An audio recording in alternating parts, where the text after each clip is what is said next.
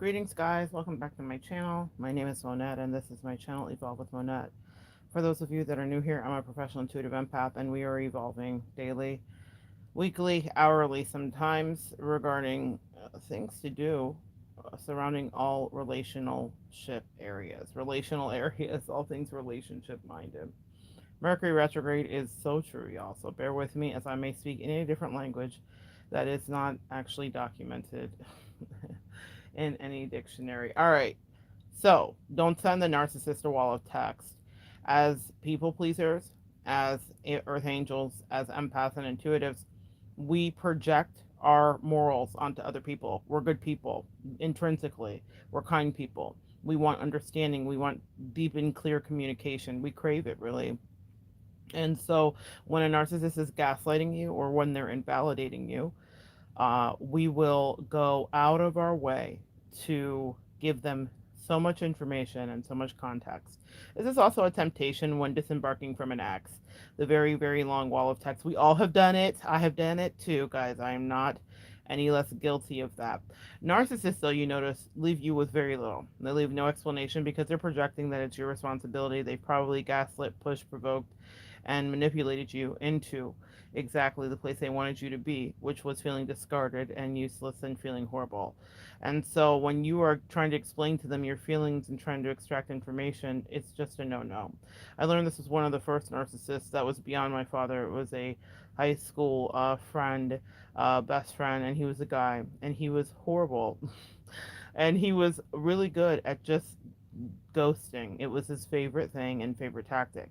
And I thought it was just me, but then even when he was good to me, quote unquote good, you know how narcissist is good to you when you're a good supply, I would watch him do it with other people too, giving them no answers as to why.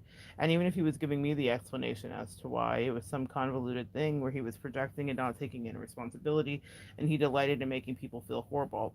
You guys know I've gone through a covert narcissist, which I think is far more passive aggressive. And what I didn't realize is because what we will do is project our morals and we will think we can trust somebody. And so we will not do things that they would do. They're using that text probably out of context against you. And I didn't get to populate the full title, but I will here shortly when it uploads.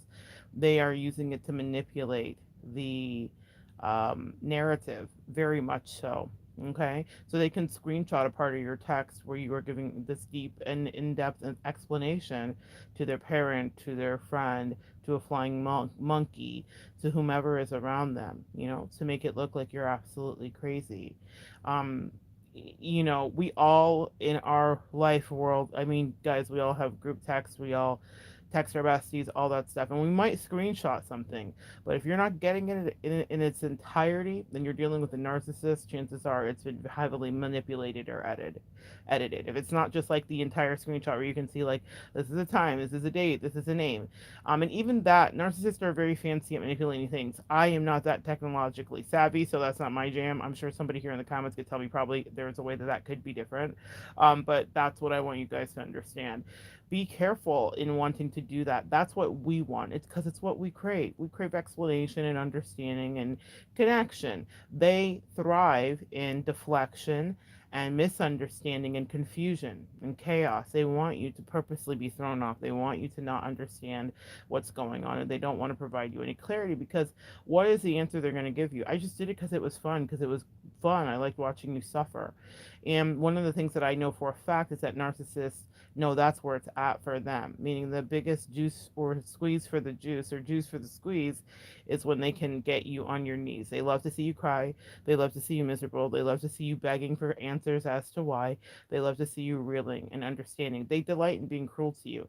I've had three very distinct narcissistic relationships besides my father. My father delighted in his cruelty, but that first best friend that I had in high school, he delighted in it too. He was mean to people purposely and loved it.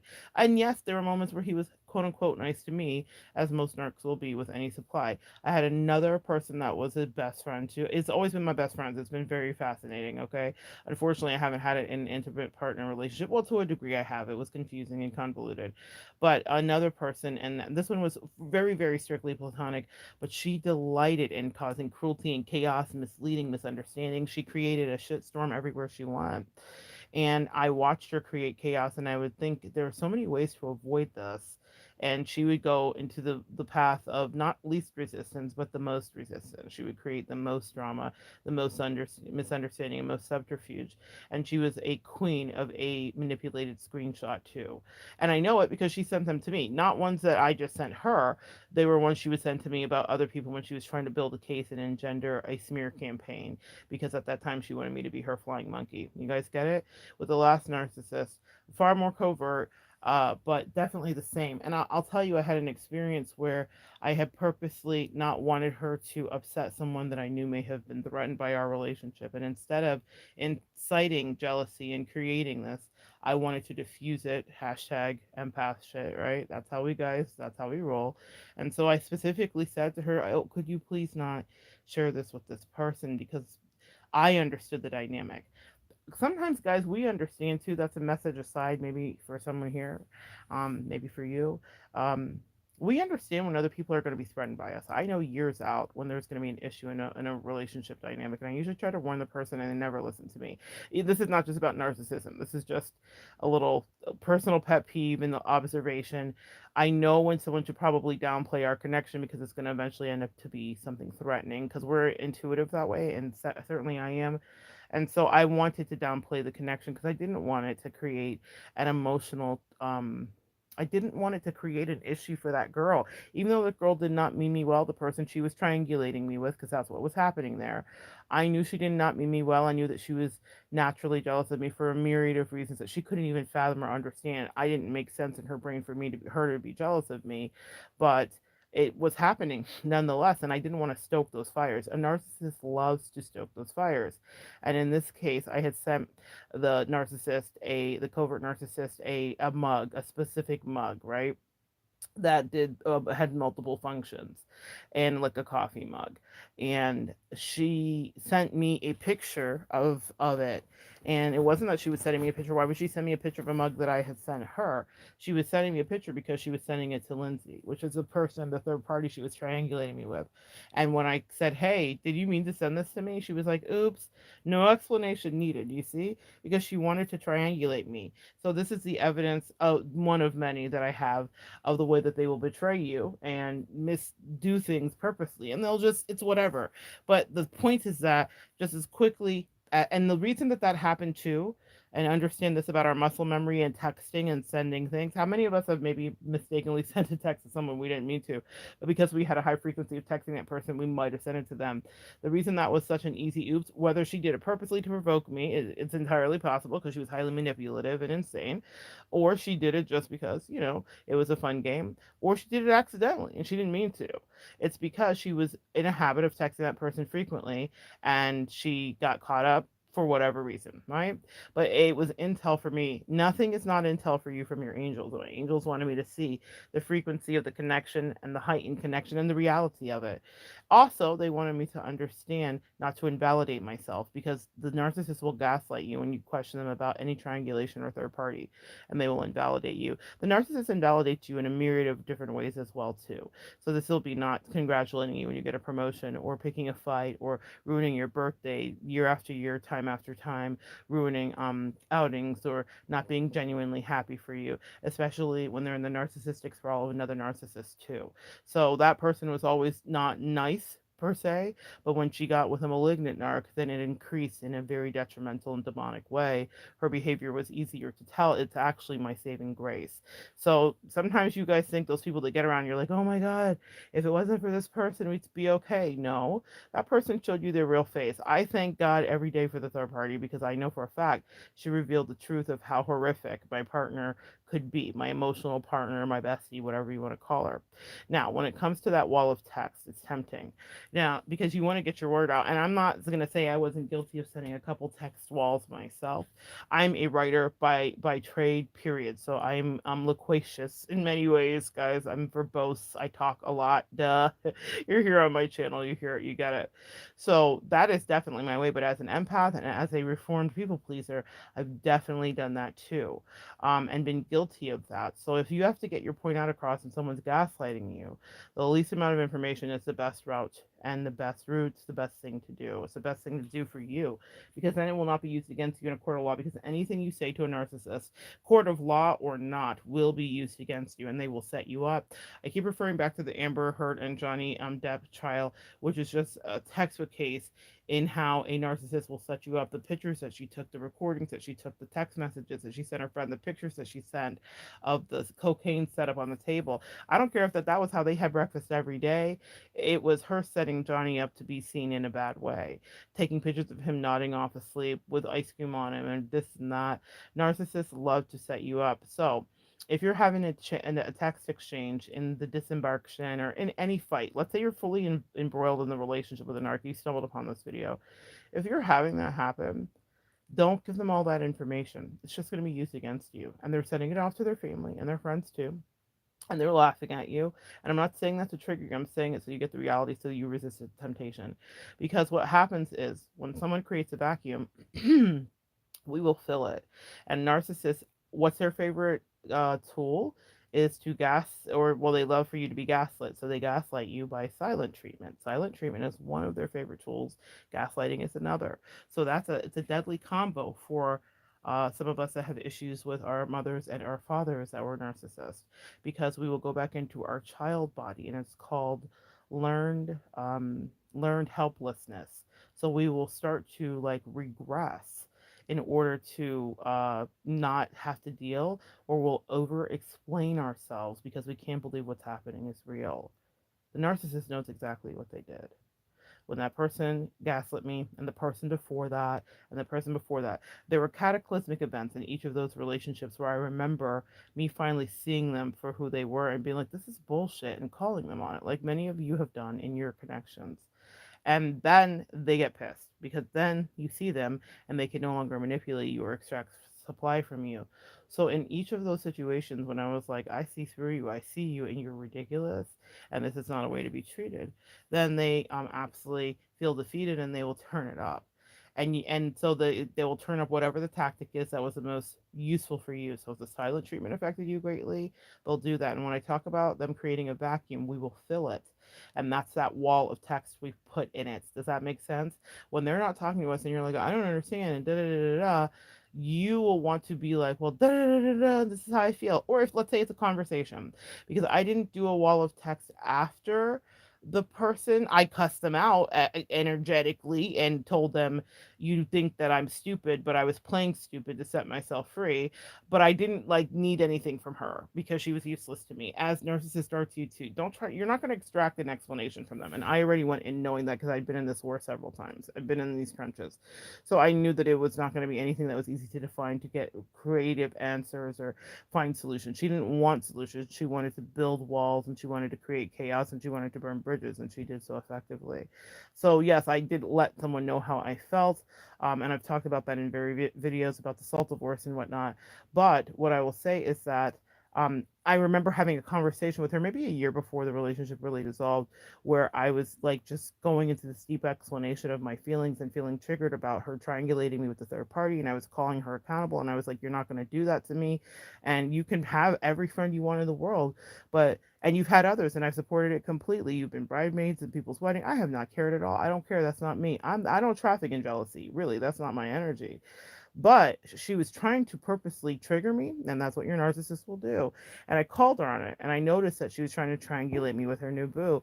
And I was like, you can have her, but I don't want to hear a word about it. You need to keep it to yourself, and not out of jealousy or being mean, but because I wanted to remove that control dynamic that she was trying to inflict upon me. And so then she turned it into another thing, because a narcissist is creative that way. But I had real conversations, but that I remember was a wall of communication. So maybe it wasn't a text wall, but it was too much information that she just took pieces out of and decided, here's how I can now hurt you, because you were vulnerable with me, you were honest with me, because I thought we had a real friendship, and because I hadn't identified that she was insane and crazy, and that she was a real covert narcissist, and that she was a toxic person and an empty demonic soul, and she had signed herself over. I did not know, because she had shapeshifted before my eyes. Decepticons often lie, but they come up at first and they seem like they are sweetly by your side until they have the knife in your back and it's dripping, and they're like, I don't know why. very much that. Covert narcissists are exactly that. So I remember giving her a wall of communication that was used against me. And she was like, here's how I can be the most cruel to you and hurt you the most, actually, because now I know that you feel a way about this. Another thing that happened, it's weird. You know, when people talk about gray rock, there's a reason and it's a thing, because when you start sharing your emotions with the narcissist, they're just using that as information to hurt you later. And I remember her being triangulating me years before. This wasn't with that other a third party or anything. That person didn't even exist at the time, but she was dating just random people, and they didn't matter. They were just like a random string of guys. It wasn't anything serious. And I remember one name, was his name Mordecai? I think that name stuck out to me. It was a really weird name that was like demonic to me in a way, even though I think Mordecai is a name out of the Bible. But and so she was dating somebody, and I remember I was visiting her. You guys know we had a long distance connection, and I was at her home, and I was having some kind of emotional breakdown about something. I don't know, some relationship going on in my life, and I was talking to what I thought was my best friend, and she was kind of talking to this person about it. Now I knew what I was dealing with because this had happened before with the previous narcissist, right, the fully platonic one, and who was like a more of a malignant narc.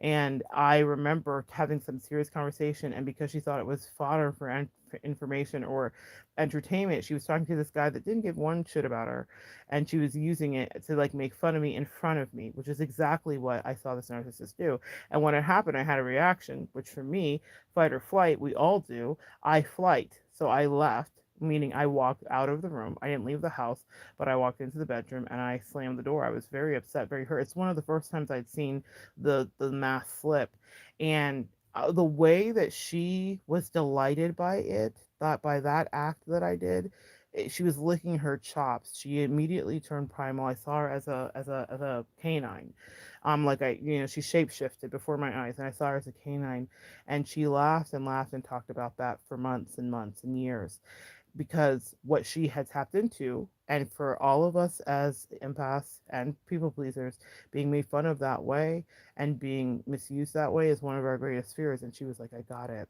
So this is way before the other stuff happened. It was just little things that my angels had me review when the last couple of years was happening, and they said, she's always done this to you. And one of the first times she got intel about it, instead of her being like, I'll never put you in that position to feel that way again, she thought, this is the best way to get control of or hurt or maim energetically my friend, because she was a toxic, terrible demon. So anybody else, like I said, don't project your morals, empath. Anybody else would do what? We would be like, I will never put my friend in that position again. But she found it humor. She actually laughed.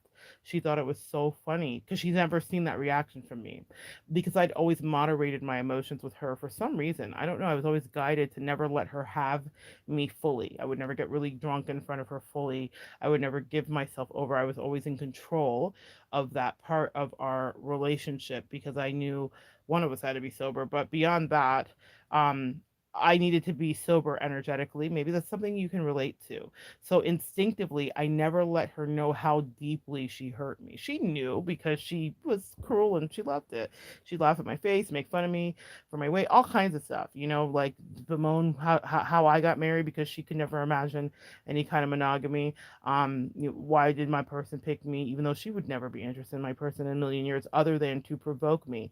Message, another thing she did do. She was happy to flirt with my person, even though when I tell you she wouldn't touch my husband with a 10-foot stick, it's not her type in any capacity, way, or shape. But she wanted to make sure to go out of her way at some time because she didn't feel like she was getting enough attention from me to be provocative and try to create a situation of triangulation even there. There were so many ways that she was dusty and useless and toxic. But that's how narcissists like to play.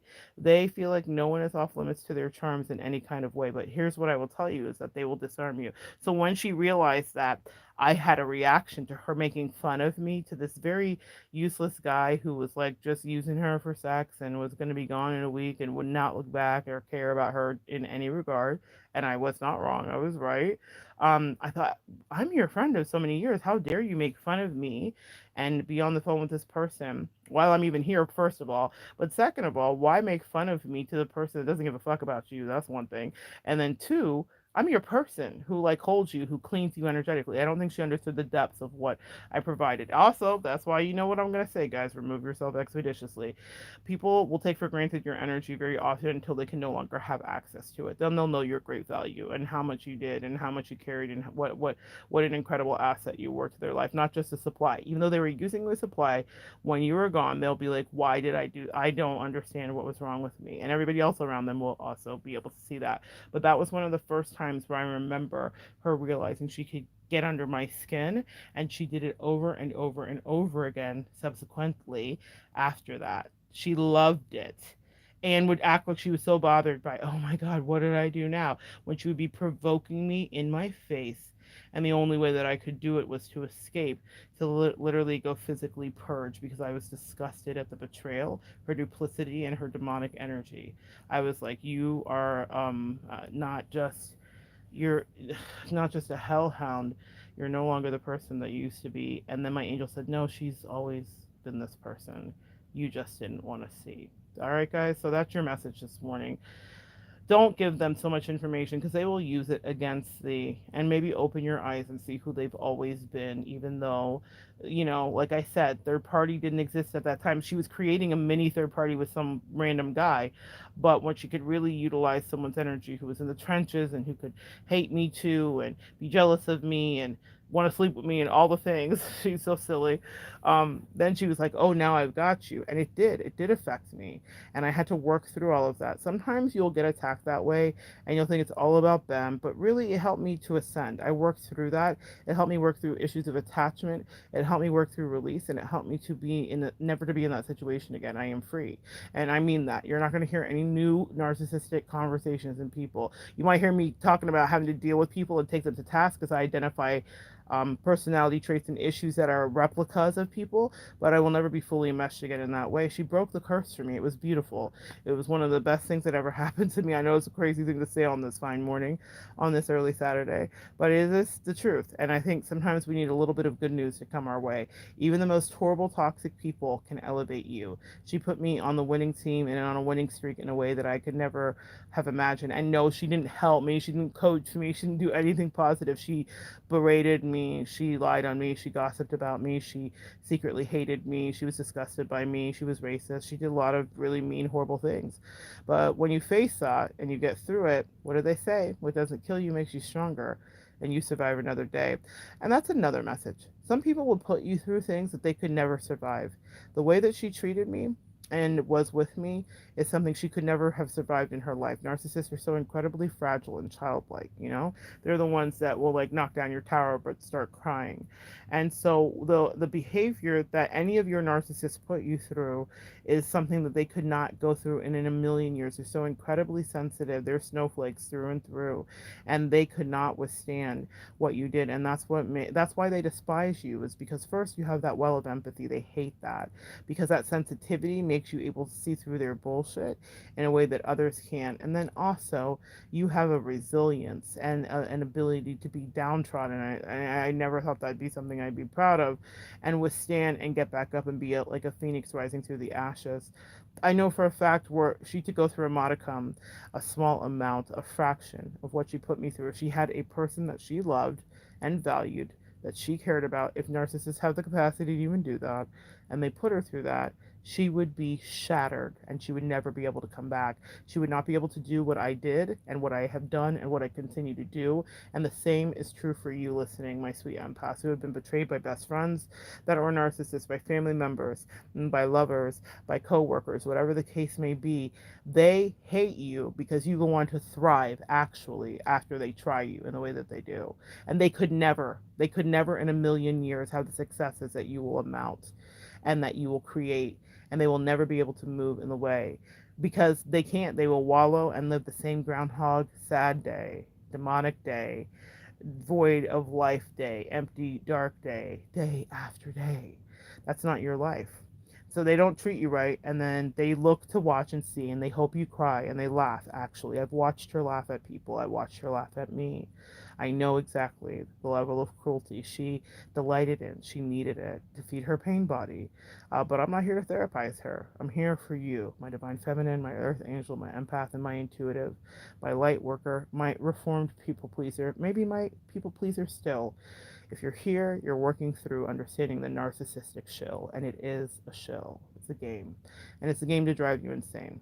But if you're on this channel, then the demons are slain, and you are now a narc slayer too. So take up your sword and do what you need to do energetically and figuratively to protect you. And sometimes gray rocking and not giving all of that information is a tool that keeps you protected from their further smear campaigns.